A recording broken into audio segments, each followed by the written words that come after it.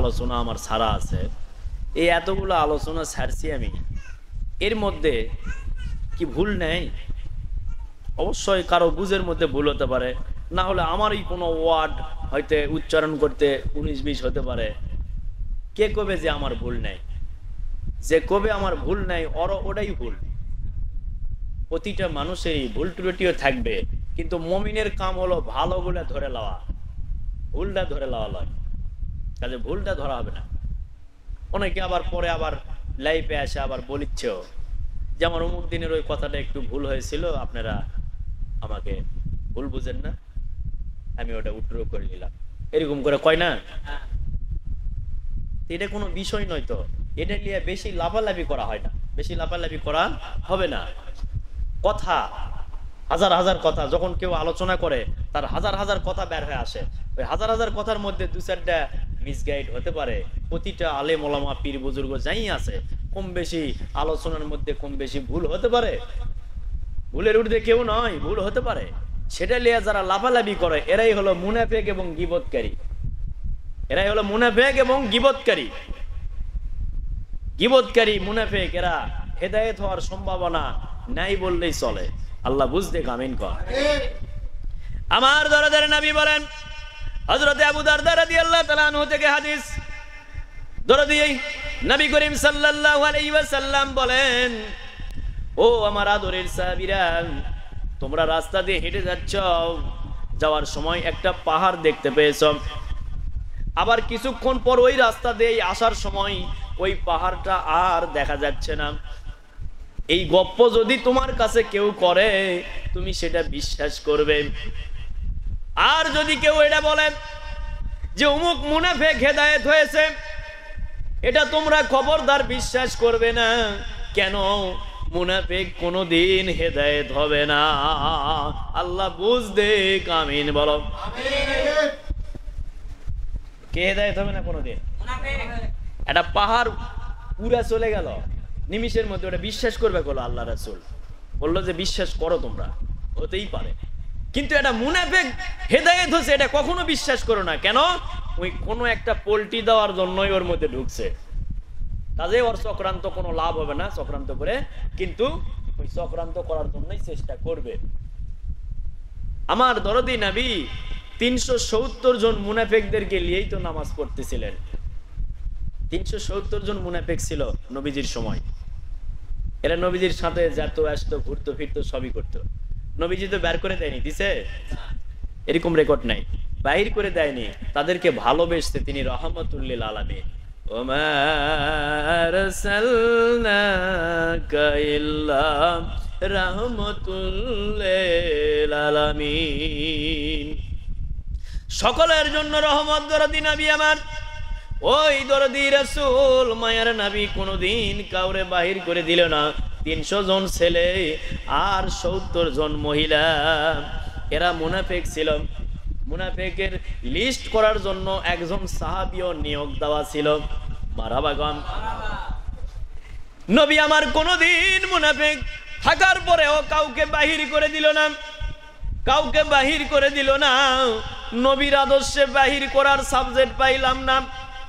আউলিয়াদের জীবনে যারা হক আউলিয়া, কারো জীবনীর মধ্যে বাহির করে দেওয়ার কোনো সাবজেক্ট পাইলাম না। খারাপ ভালো সবাক লিয়েই তারা থাকে, আর আল্লাহর ইবাদত করে, আর চেষ্টা করে যাই খারাপ তাক ভালো করার জন্য চেষ্টা করে, কিন্তু কাউরে বাহির করে দেয় না, কাউকে বহিষ্কারও কয় না, সাসপেন্ডও কয় না, এক্সেলও কয় না, কোনো কিছু কয় না। এরা এইভাবে দরবার চলে আসলো। আমার নবীও নবী, তিনি দরদি নবী, আমার সাহাবীদেরকেও ওই রকম ভাবে পরিচালনা করে আসলো। আজ কারারে কোন দিকে গাড়ি চালাও? যেদিকে পূর্বের কেউ গাড়ি চালালো না, সেই দিকে গাড়ি চালালে গাড়ি খাদত পড়ার সম্ভাবনা আছে না নাই? নিঃসন্দেহে আছে। বিধান ফলো করে চলতে হবে বাবা। কাজেই আমি কাউকে ইয়ে করে বলতেছি না, এমন অপরাধ করেন না কেউ। যদি এরকম অপরাধ থাকে সেগুলো থেকে ফিরে আসেন, কারণ গীবত এমন একটা ডেঞ্জারাস গুনাহ, ওই গুনার ক্ষমা বড়ই কষ্টকর, ক্ষমা পাওয়া কঠিন। গীবতকারী এতই খারাপ গুনাহ, এই গীবত থেকে আল্লাহ সকলকে হেফাজত করুক, আমিন বলো সবাই। সোনার বাবারা, গীবত কেমন জিনিস? কেমন জিনিস গীবত? এখানকার কথা ওখানে নিয়ে যে প্রচার করাম, ওখানকার কথা ওখানে নিয়ে যে প্রচার করাম, একটা মানুষকে ছোট করার জন্য বিভিন্ন রকমের প্রচার করা, এগুলা হলো গীবতের কাজ। এগুলা হলো কিসের কাজ? গীবতের কাজ। আমার নবীর বিধানের মধ্যে উনি কাউকে ছোট করেনি কোনোদিন, উনি নিজেই ছোট সাজছে।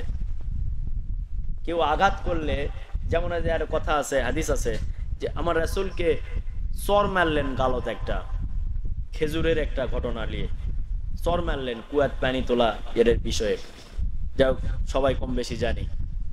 তো উনি যে আবার কি করলেন, হাত লড়াতে কি করলেন, যে ব্যথা পাননি তো বাবা, ব্যথা পাননি তো? তাহলে এই আদর্শগুলো পীরের মধ্যে থাকা লাগবে না, লাগবে না? যেহেতু শরীয়ত হলো আমার বাক্য, তরিকত আমার কার্য, তাহলে তরিকতের যারা পরিচয় দিবে যে আমি তরিকতের মাশায়েখ, আমি পীর সাহেব, তাহলে তার নবীজির তরিকা অনুযায়ী জীবন সাজাতে হবে। এবং স্যার ইমামি তাই ছিল, মানে স্যার সর্দারও তাই ছিল, পূর্বে যারা ছিল তারাও তাই ছিল, এখনো যারা পরিচয় দিব তারাও ওই রকম ভাবেই চলতে হবে। কাউকে বাইর করেও দিব না, কারো সাথে এরকম দুশ্মনীও করব না, কারো ক্ষতিও চাবো না, সবসময় চাবো সকলের হেদায়েত, সকলের ভালো। সুবহানাল্লাহ। আল্লাহ সকলকে সহি বুঝদান করুক, আমিন। আমি শুধু আমার বিষয় বলতেছি না, আমি এই সমস্যাগুলোর কথা বলতেছি, এগুলা খারাপ। আর জাকেরদের ভিতরে দেখলা প্রশ্নই আসে না, আশা হবেই না। যদি আসে তাহলে তার সবক কলঙ্কিত হবে। যতদূর পর্যন্ত সবক গেছে এই সবকটাই কলঙ্কিত হবে, আর খাটা ওটা বৃথা হয়ে গেছে, আর সবক খাটা লাভ হয়নি।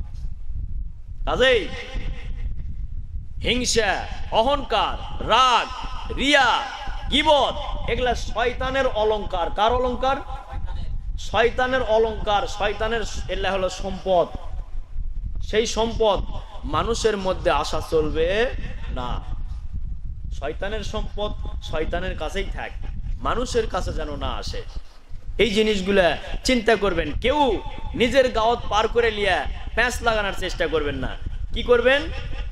ওগুলো যেন গুণ আমাদের ভিতরে না আসে সেই চেষ্টা করেন, কারণ আপনাকেও একদিন কবরে যেতে হবে, এর মধ্যে কোনো সন্দেহ নাই। সবাইকে কবরে যেতে হবে, যার হিসাব তাকেই দিতে হবে, আর একজন দিবে না। তোমাকেই জিজ্ঞাসা করবে মান রাব্বুকা, তোমার রবকে। তোমার ওই প্রশ্ন জবাব আর একজন যা দিবে না, তোমাকেই দিতে হবে। তাহলে দুনিয়ার বুকে রবকে চিনতে হবে। রবকে যারা চিনতে যাবে, রব তার বান্দাদেরকে ভালোবাসে, মহব্বত করে। একটা পাপী বান্দাকে ভালোবাসে। মারাবাগা জগৎ পাপী, অনেক পাপ করেছে ওই পাপী। আল্লাহর কাছে যখন তওবা করে গভীর রাতে কান্দে, আমার আল্লাহ 99টা রহমত মজুদ করে লিয়া পৃথিবীর বুকে নামিয়ে আসে রাত্রিবেলা। রাতের 3 ভাগের শেষ ভাগের প্রথম ভাগে নামে আসে আল্লামুল হাকিম। ডাক দেয়, কার কোন সমস্যা বল রে, কে আছো মাফি মাংবি, আমার কাছে মাফি মাং, আমি তোদেরকে মাফ করে দিব। মাফ করে দেওয়ার জন্য আসছি। ওই সময় ওই পাপী বান্দা যখন আল্লাহর কাছে কাঁদবে, আমার মাবুদ আল্লাহ তোমার নাম না গাফুর রহিম, গাফুর রহিম নামের গুণে আল্লাহ তুই আমারে মাফ করে দে। এ দুনিয়ার মানুষ, বলতে দেরি হবে রে, আল্লাহ মুলাকিম বড় দয়ালু, মাফ করতে দেরি হবে না। সুবহানাল্লাহ।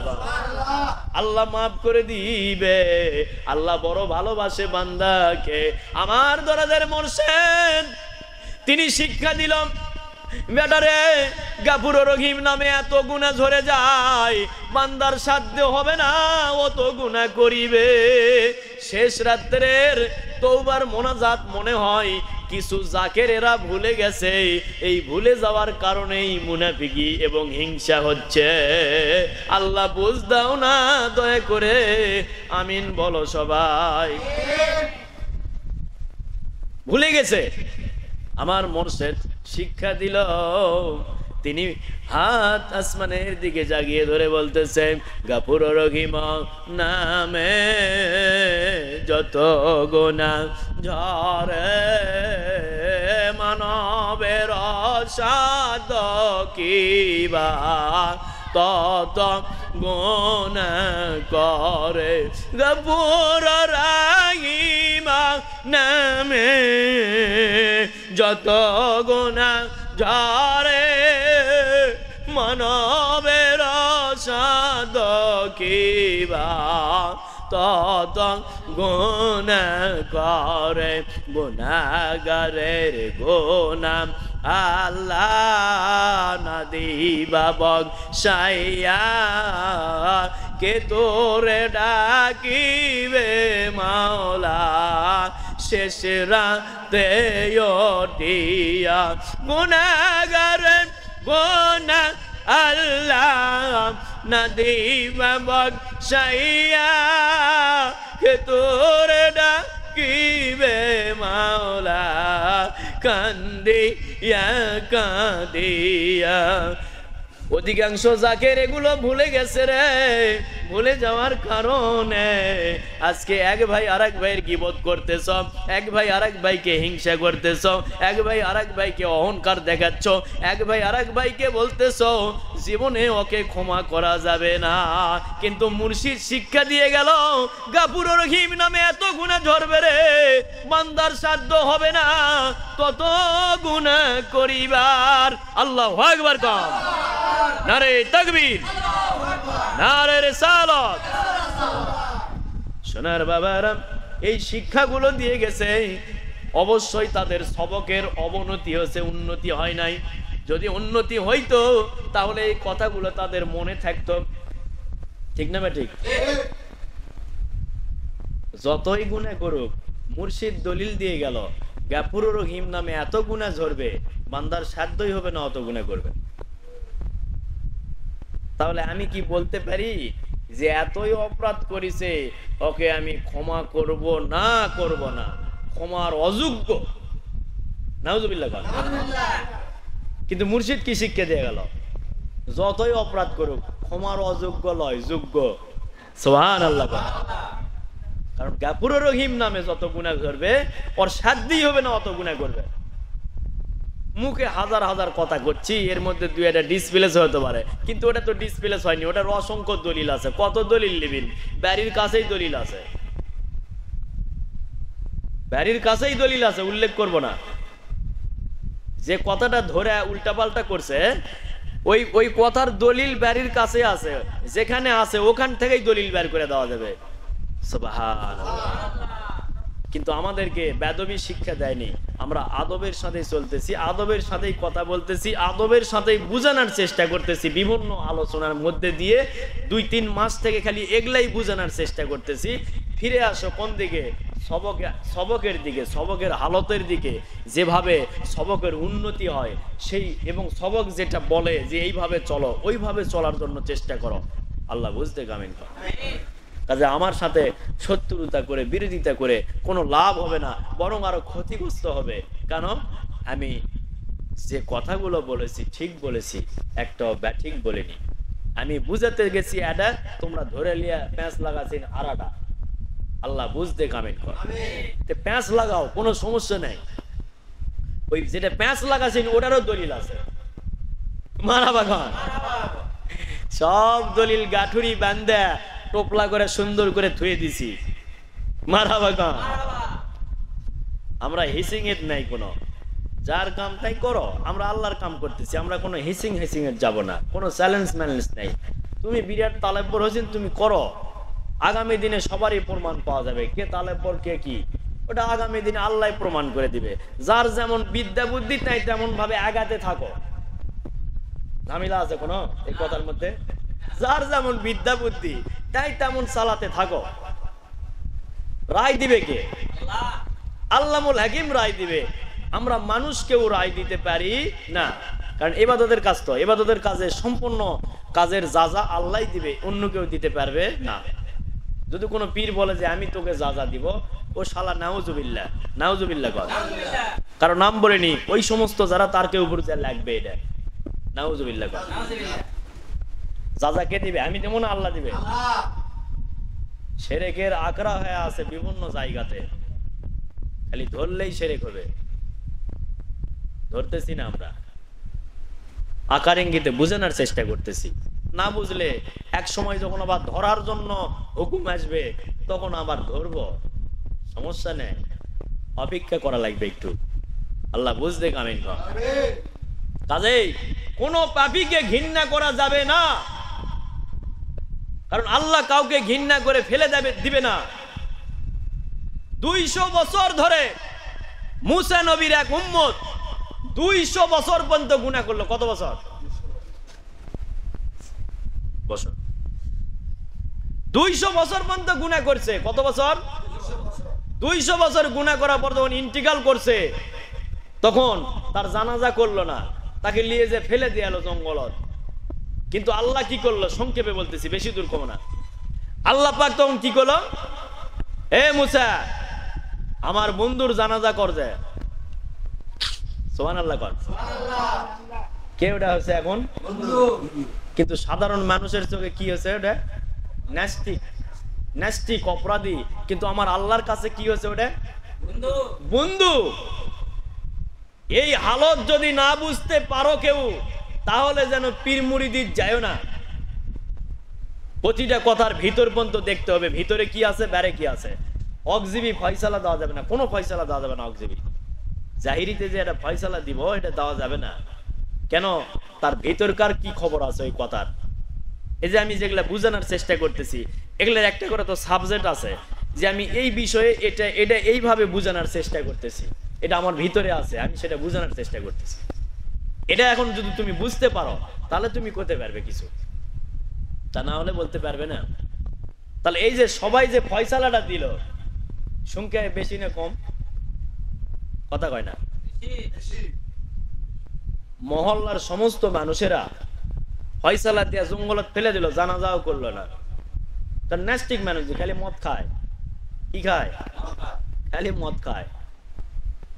নাস্তিক, কোনো নামাজ কালাম কিছু পড়ে না, খালি মদ খায়। তো যাই হোক, তখন ফেলে দিল নিয়ে যে মুসা নবী, আল্লাহ খবর দিল, মুসা নবী আসলো। আসা মুসা নবী দেখতেছে, হ্যাঁ পড়ে আছে। এই তোমরা তাকে ফেলে দিছো কেন? ওকে লিয়ে আসো, ধোয়াও, জানাজা করা লাগবে। না, ওই তো নাস্তিক মানুষ, আপনি ওর জানাজা করতে পারেন না।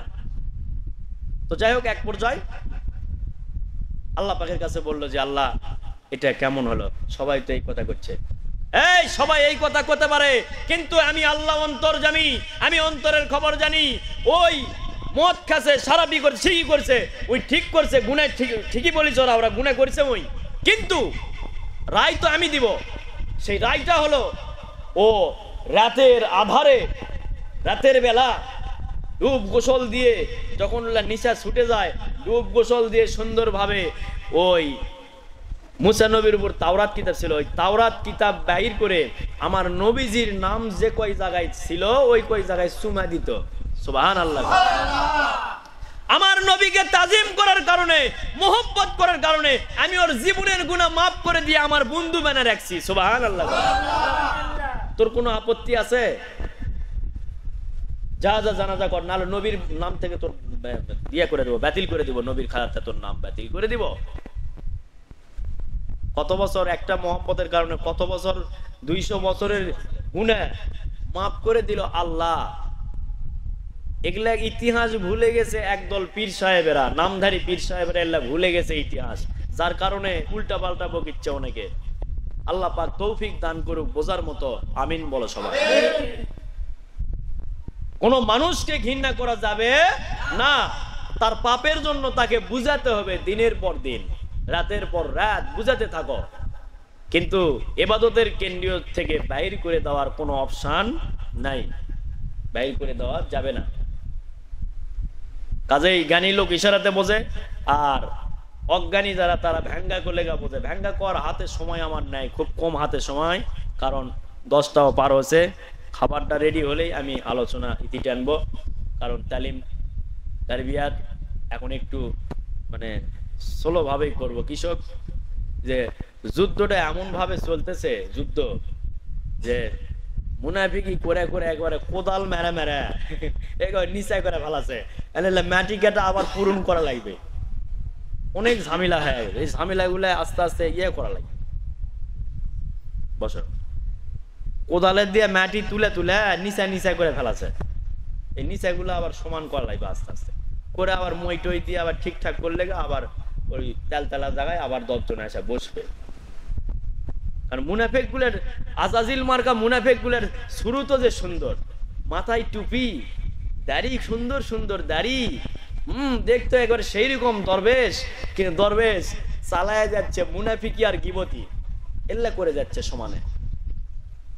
এগুলা করে সমাজের মধ্যে এবং দরবারের জাকেরদের মধ্যে বিভিন্ন জায়গায় যেগুলা কমজোরি জাকের ওগুলা লষ্ট হয়েছে, ওগুলা কিছু লষ্ট করছে, কিছু কমজোরি জাকের যারা, কিছু জাকের লষ্ট হয়েছে কিছু দিনের জন্য, আবার ফিরবে, সবাই ফিরবে, কিছু দিনের জন্য নষ্ট হয়েছে। এগুলা কে করছে? এগুলার জন্য দায়ী কে? যারা মেন ভাবে এগুলার চক্রান্তর সাথে জড়িত তারা দায়ী। কিন্তু কারা কারা দায়ী আল্লাহ কি দেখে না? দেখে না। ওর চোখ কানা হয়ে গেছে না, আমাকে মতো চশমা চোখ দিছে, ও চোখে দেখে, সব বোঝে, সব জানে। এবং জিন্দা আউলিয়ার দরবার তো এগুলা, মরালয় তো ওরাও দেখতেছে, সব ফয়সালা ওরাও দিবে আল্লাহর দেওয়া ক্ষমতা দিয়ে। সুবহান আল্লাহ। কাজেই আমরা ফিরে আসি এগুলো কাজ থেকে, লাভ নেই, কোনো লাভ নাই। মাহফিলটা বানচাল করার জন্য বহু চেষ্টা করলেন, পারলেন না, পারবেন না, আল্লাহ বুঝতে কামিন। পুলিশের ভয় দেখালেন, তারপরে হুমকি ধামকি দিলেন, বহু কিছু দিলেন, তারপরও না হলো 700 জনের মতো মানুষ আছে মেয়ে এবং ছেলে দিয়ে। সুবহানাল্লাহ। সফল আল্লাহ আবার রহমতের পানি দিয়ে সুন্দর করে, আবার ওরসের পরে রহমতের পানি দিয়ে আবার ঠান্ডাও করে দিল। মৌলবীরা তো বহু কানলেন, পানি দাও, হলো পানি হলো না, কিন্তু এই ওরসের সাথে কি সম্পর্ক হলো? পানিও দিল, কিন্তু ওরসের বিঘ্ন ঘটাছে নাকি? বিঘ্ন ঘটায়নি বাবা। কাজেই আমি হাতে পায়েই ধরে অনুরোধ করতেছি, তোমরা ফিরে আসো। যারা এমন করতেছ তারা ফিরে আসো, ফিরে সবক খাটো, সবকের দিকে খেয়াল করো। যার যে সবক, প্রথম নাম্বার সবক খেয়াল করো। প্রথম নাম্বার সবক যদি ঠিক হয়, সবগুলাই ঠিক হওয়ার সম্ভাবনা আছে। প্রথম সবকেই কিন্তু এগুলা থাকবে না, হিংসা, অহংকার, রাগ, রিয়া, কিছু থাকবে না। কারণ বাবা আদম আলাইহিস সালামের হিংসা ছিল, রাগ রিয়া ছিল, নিন্দা গীবত ছিল, ওই কলবের সবকের ওই জাকেরের ওগুলা থাকবে না, ওগুলা থাকবে না। আছে যেহেতু, সেও তো ঠিক হওয়া লাগবে বাবা। ঠিক হওয়ার জন্য অনুরোধ করা হলো, ঠিক হন। আর না হলে আমার করার কিছু নেই, এটা তালিমের অনুষ্ঠান, তাই তালিমের কথা বলতেছি। সকল জাকেরদের উদ্দেশ্যে, সকল দরবারের জাকেরদের উদ্দেশ্যে বলতেছি যে এটা এগুলা থাকা চলবে না। কি কি? হিংসা, অহংকার, রাগ, রিয়া, বড় মানসী, গীবত, মানুষক ঠকানা, যত রকমের এগুলা গুনার কাজ, এগুলা একটাও জাকেরের মধ্যে থাকা চলবে না। যদি থাকে তাহলে তাই জাকের হয়নি, এখনো হতে পারেনি।